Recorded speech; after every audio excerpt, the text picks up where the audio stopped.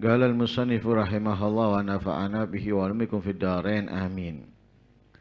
Min fawaidi shaumi ayyamil bid annahu dawa'un lil maradin nafsi kal hammi wal waswasati aw ma hadza ma'na. Su'ila Aliyun radhiyallahu anhu li ayyi syai'in summiyat ayyamul bid. Fa'ajaba bi anna Adam alaihi salam lamma habata minal jannah ilal ard waswadda badanu min harri syamsi ja'ahu Jibril wa amarahu bi siyami ahli ayyamil bid. Fabyadda fil yawmil awwal thuluthu badanihi wa fil yawmil thani thuluthahu wa fi thalith jami'uhu.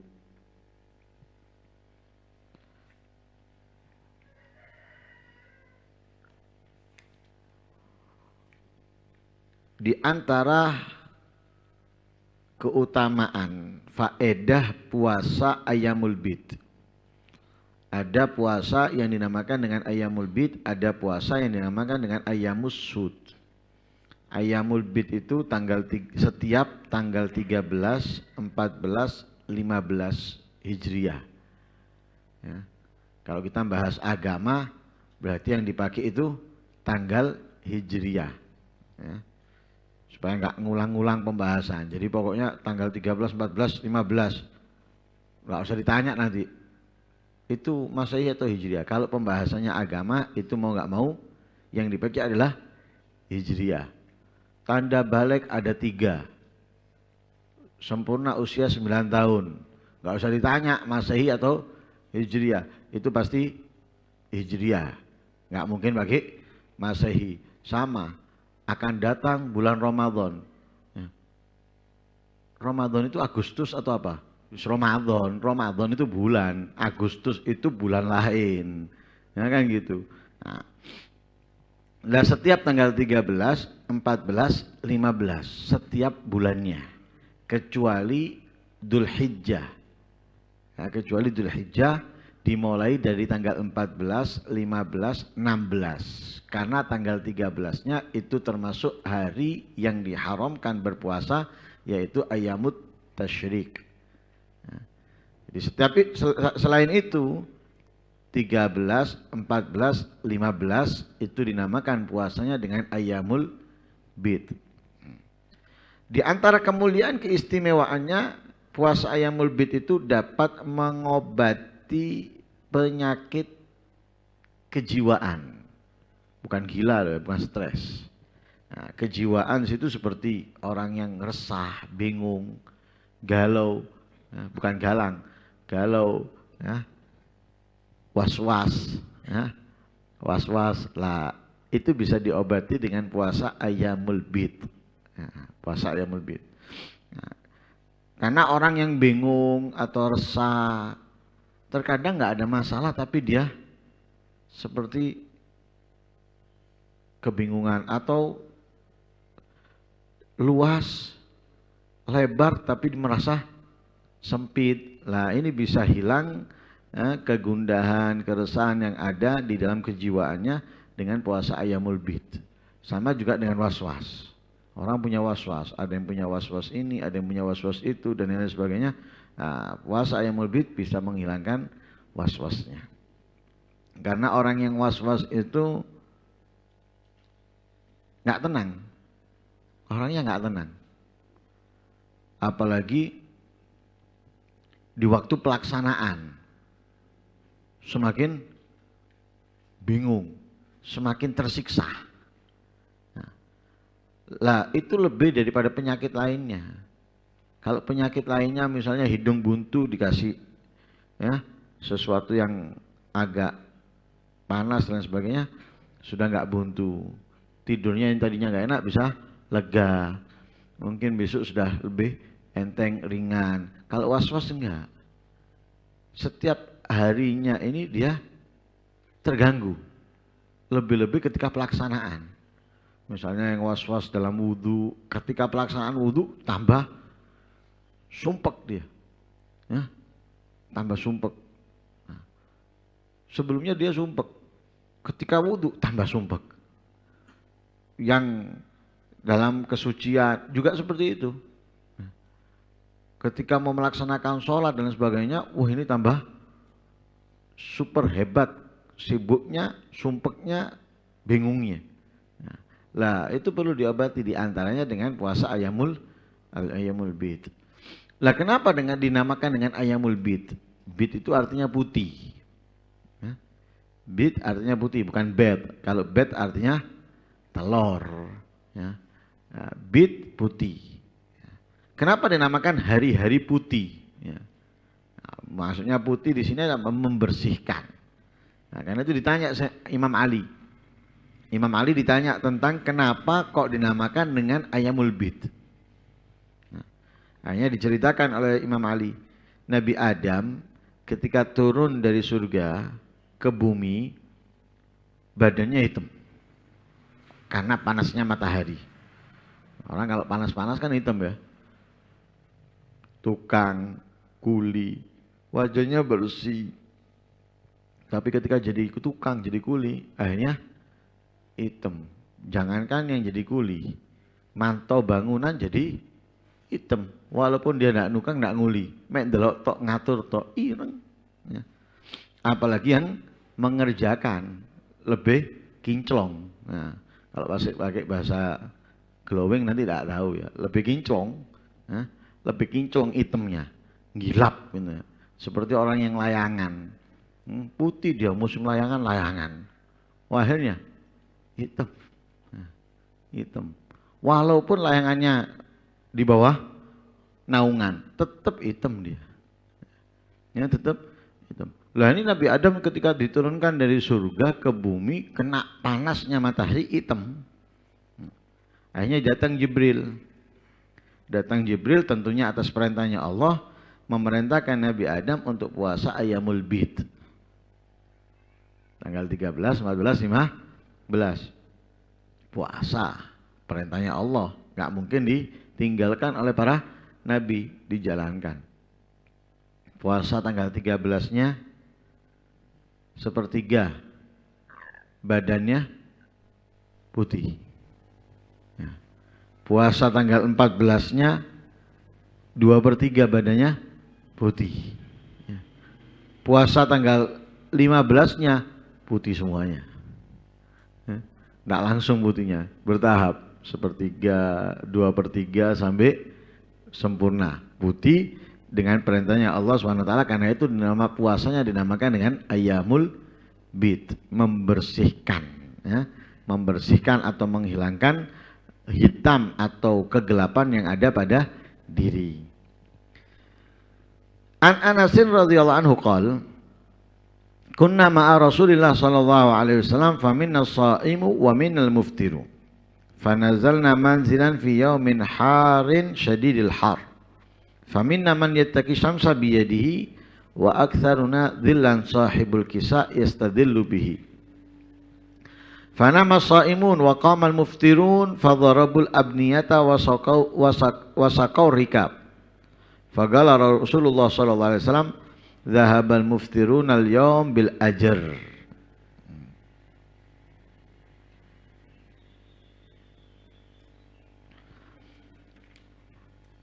Dari sahabat Anas radhiyallahu anhu, beliau berkata, pernah pada suatu ketika kita para sahabat, ya, bersama Rasul sallallahu alaihi wasallam. Lah ada di antara sahabat yang berpuasa, ada di antara sahabat yang tidak berpuasa. Jadi ada dari mereka yang puasa, ada yang dari mereka yang nggak puasa, karena memang bukan Ramadan. Fanazalna manzilan fi yaumin har syadidil har. Hanya singgah di satu tempat, ya, singgah netep di satu tempat karena waktu itu, ya, sangat panas. Di musim panas sangat panas. Karena musim panas itu nggak nunggu siang, nggak nunggu, ya, malamnya aja panas. Jam 1, jam 2 ya panas, jam 1, jam 2 malam. Nah kalau di sini kan ya, jam 1, jam 2 walaupun musim panas masih sejuk, masih enak hawanya. Nah, tapi di sana enggak, kalau musim panas itu jam 1 malamnya panas mesti. Lah ini di siang hari. Musim panas di siang hari, sangat panas. Akhirnya di antara mereka ada yang berteduh.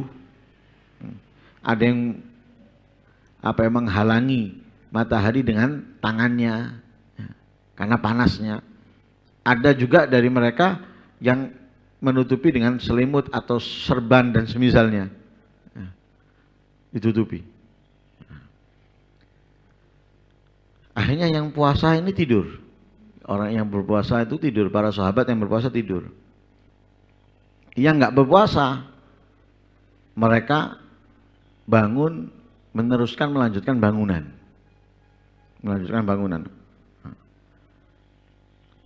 Fadharabul abniyata wasaqaw rikab.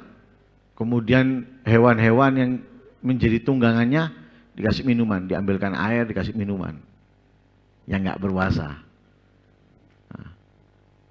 Lalu Rasul sallallahu alaihi wasallam berkata atau bersabda, "Dhahabal muftirun al-yawm bil ajr." Hari ini, ya, di saat ini orang-orang yang tidak berpuasa mengambil pahala. Ya, mengambil pahala. Kenapa? Ini yang berpuasa tidur, kecapean, kepanasan, yang nggak berpuasa bekerja. Ya. Ngasih minuman dan lain sebagainya. Akhirnya apa? Katanya Rasulullah, mereka telah mengambil pahala. Ya, mendapatkan pahala dari apa yang mereka lakukan. Dalam arti yang nggak berpuasa pun bisa mendapatkan pahala ketika ia melakukan perbuatan yang baik, khususnya kalau itu membantu yang berpuasa. Ya, tentunya puasa sunnah. Ramadan, saya ini tidak puasa, tapi saya membantu orang yang berpuasa. Ya kamu nggak dapat pahala. Karena apa? Kamu meninggalkan kewajiban puasa kamu itu wajib. Nah, kamu mestinya melakukannya. Kalau kamu tinggalkan untuk membantu orang yang berpuasa, keliru. Kalau puasa sunnah, kamu nggak berpuasa sunnah, tapi kekuatan yang kamu miliki karena tidak berpuasa, kamu gunakan untuk membantu orang-orang yang berpuasa sunnah. Bagus. Nah, seperti yang diceritakan oleh Rasul Sallallahu Alaihi Wasallam. Qala sallallahu alaihi wasallam, liman imtana'a minal fitri bi'udri shaum takallaf laka akhuka wa taqul inni shaim.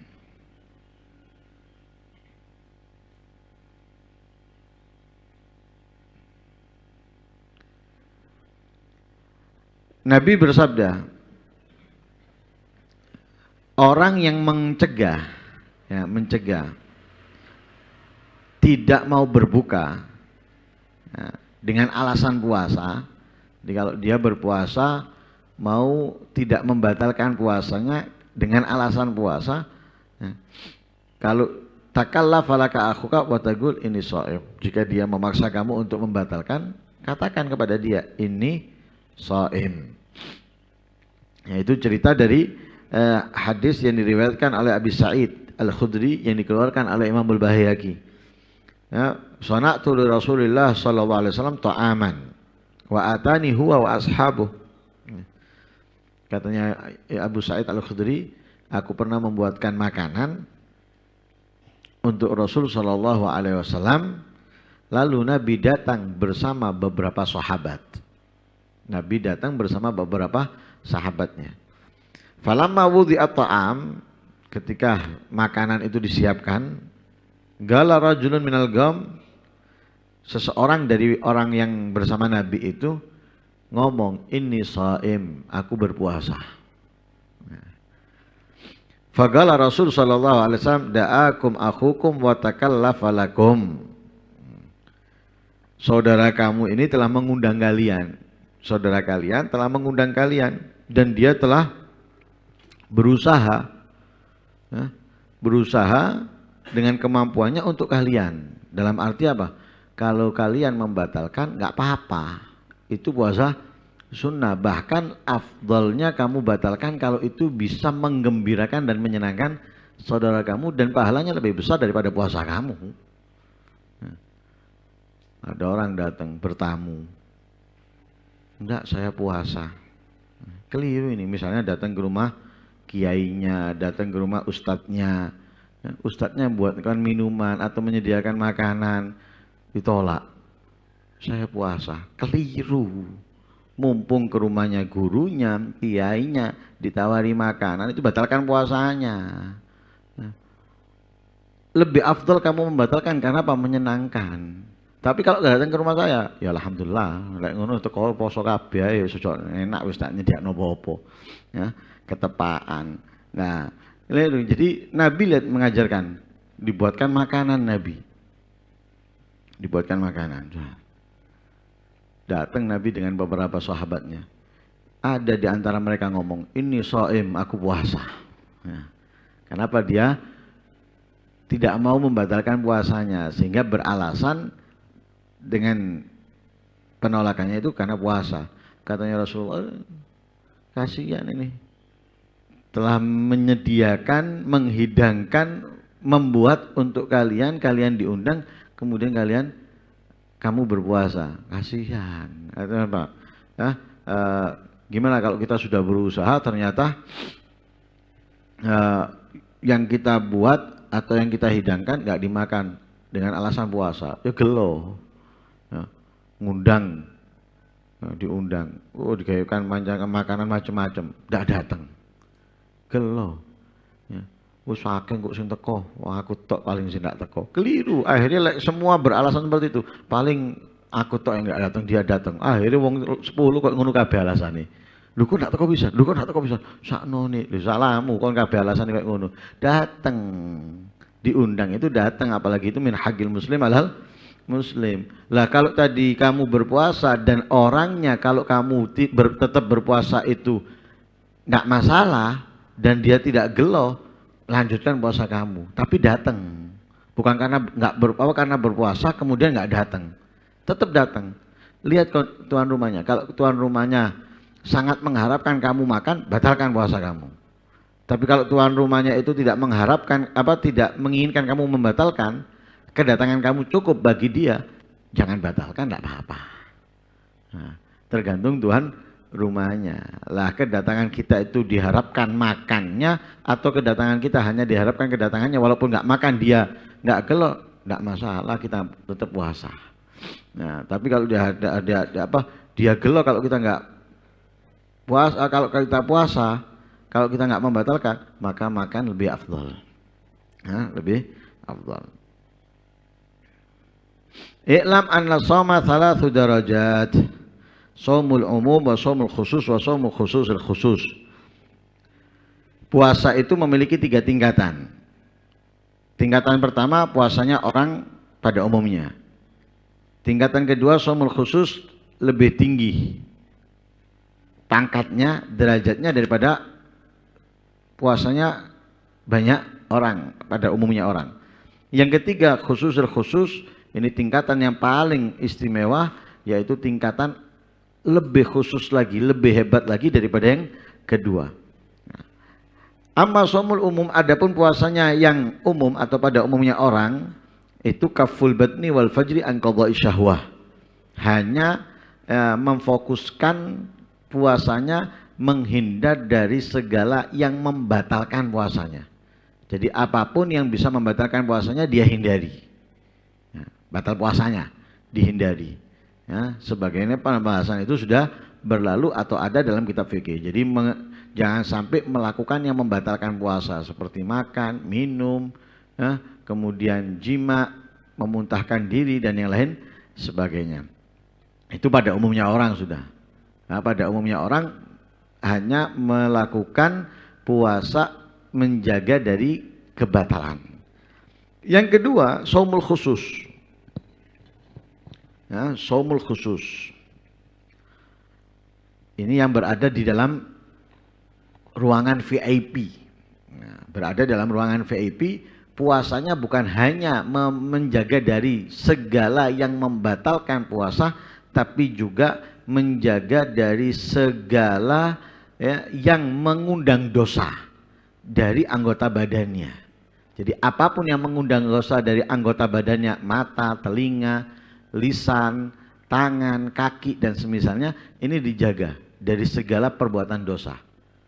Ya, jadi bukan hanya lisannya dijaga dari makan, minum dan semisalnya, tapi telinganya, matanya, tangannya, kakinya dijaga dari perbuatan dosa. Nah, ini orang-orang yang berada di ruangan VIP puasanya. Nah, jadi pendengarannya, matanya, lisannya, tangannya, kakinya, dan semua anggota badannya dijaga daripada perbuatan dosa. Artinya apa? Menjaga bukan hanya memerhatikan yang membatalkan puasa, tapi juga menghindar, menjauh dari yang membatalkan pahala puasa. Yang membatalkan pahala puasa. Yang ketiga, saumu khususil khusus. Ini bukan VIP, tapi VVIP. Nah, tingkatannya lebih tinggi. Nah, kenapa? Lebih berat. Nah, kalau VVIP ini bukan hanya yang membatalkan puasa atau membatalkan dosanya, membatalkan dosanya puasa, tapi dia bukan hanya dia menjaga pikirannya, menjaga hatinya, menjaga hatinya dari cita-cita yang rendah, dari keinginan yang remeh. Jadi hatinya dijaga dari keinginan, kesenangan yang rendah, yang remeh. Pikirannya dihindarkan dari duniawi. Pikirannya diundangkan dari duniawi. Dan menjauhi semua selain Allah. Totalitas. Menjauhkan diri dari selain Allah secara keseluruhan. Berat. Kenapa? VVIP ini.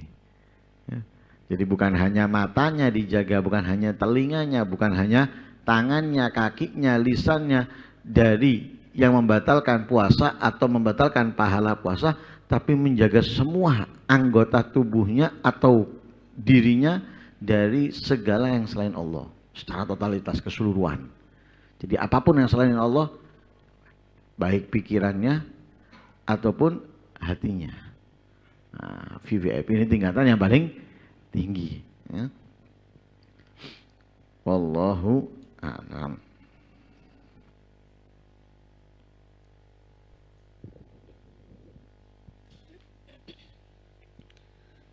Taballigh bil qalili minal qalili wa hayyiz zada lis safari tawili wa la ta'tarra bid dunya وذرها فما الدنيا بدار للنزيل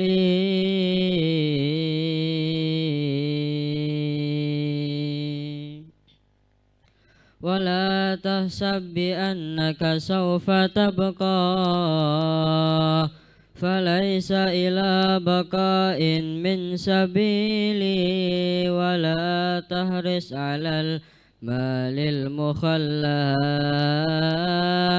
خلافك للقريب أو السليل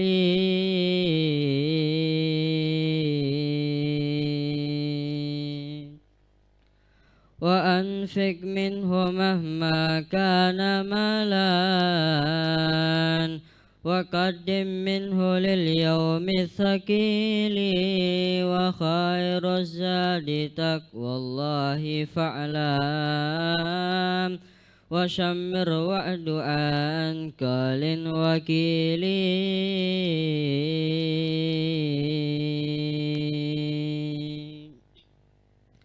وحق الله أعظم كل حق فقم بالحق للملك الجليل وطاعته غنى الدارين فالزام وفيها العز للعبد الذليل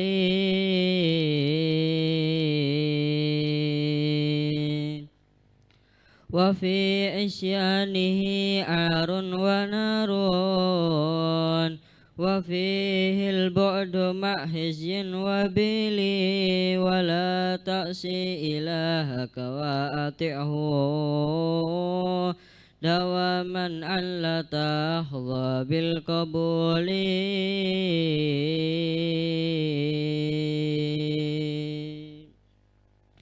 وبالرضوان من رب كريم عظيم الفضل وهاب الجزيل وصلى ربنا في كل حين وسلم بالغدو وبالأسيل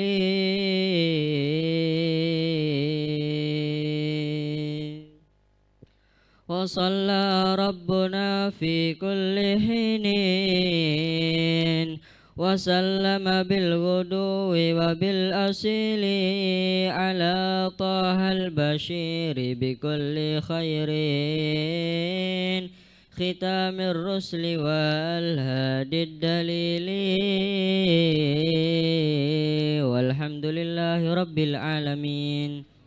اللهم صل أفضل صلاة على سيد مخلوقاتك سيدنا محمد وعلى آله وصحبه وسلم عدد معلوماتك ومداد كلماتك كلما ذكرك وذكر الذاكرون وغفل عن ذكرك وذكر الغافلون. اللهم صل أفضل صلاة على سيد مخلوقاتك سيدنا محمد وعلى آله وصحبه وسلم عدد معلوماتك ومداد كلماتك كلما ذكرك وذكر الذاكرون وغفل عن ذكرك وذكر الغافلون. اللهم صل أفضل صلاة على سيد مخلوقاتك سيدنا محمد وعلى آله وصحبه وسلم عدد معلوماتك ومداد كلماتك كلما ذكرك وذكر الذاكرون وغفل عن ذكرك وذكر الغافلون. ربنا انفعنا بما علمتنا رب علمنا الذي ينفعنا رب فقنا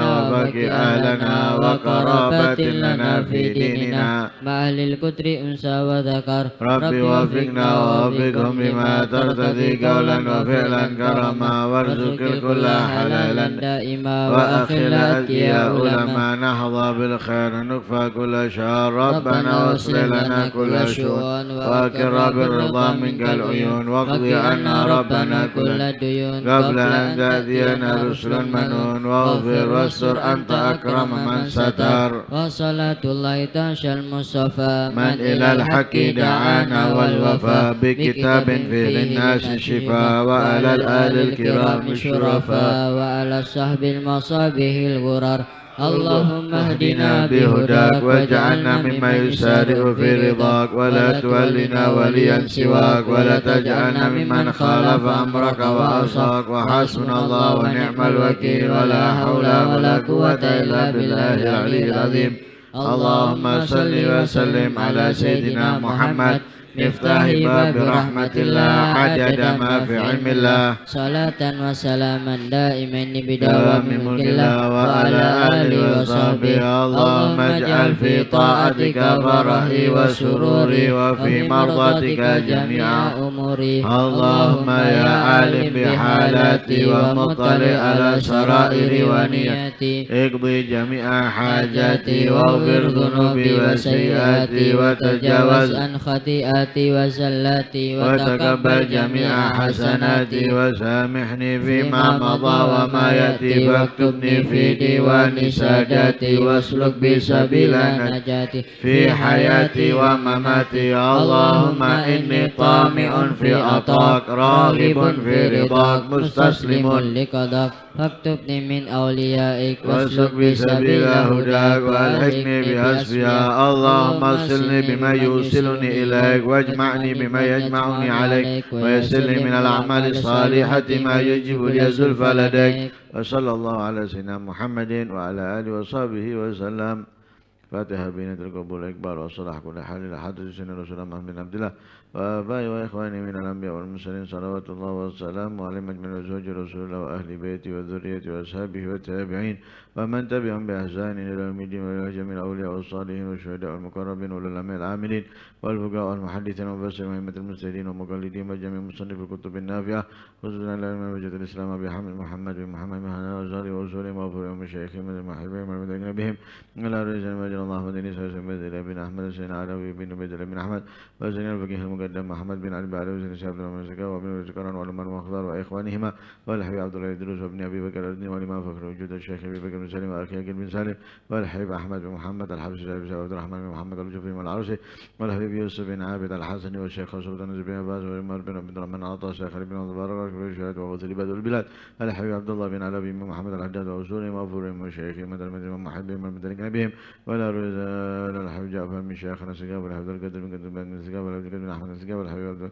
القدر بن حسين السجار والحبيب عبد السلام بن أحمد بن والحبيب عبد الله بن أبي بكر السجار وعيسى بن محمد السجار وأوصوني مغفور إمام الشيخ متلقنا بهم من أرواح والدينا ووالدكم وأمواتنا وأمواتكم وأموات المسلمين والأرواح جميع مشايخنا ومعلمينا وذوي الحقوق لنا وأموات أهل هذا البلد من أهل لا إله إلا الله وأحياء من الدين بحقهم على الله وأسرهم عند الله أن الله يرزقنا الأعمال بما علمنا ويرزقنا الاجتناب بما نهانا عنه ويحفظنا من جميع المعاصي والذنوب صغيرها وكبيرها ويجعلنا من العاملين بما علمنا ويهدينا بهداه على هذه النية وعلى كل صالحة وعلى من وصلى ونعم الحمار وعلى من وما شيخنا وما قصرنا وما طلبنا على حضرة النبي محمد صلى الله عليه وسلم. الفاتحة. الصراط المستقيم.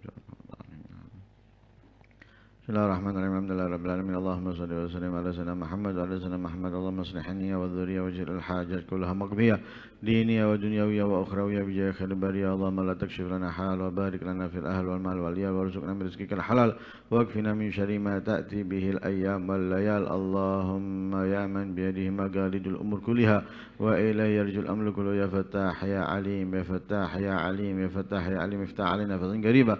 اللهم لا تكلنا إلى أنفسنا ولا إلى أحد من خلقك طرفة عين. وصلى الله على سيدنا محمد النبي الأمي وسلم. الحمد لله رب العالمين.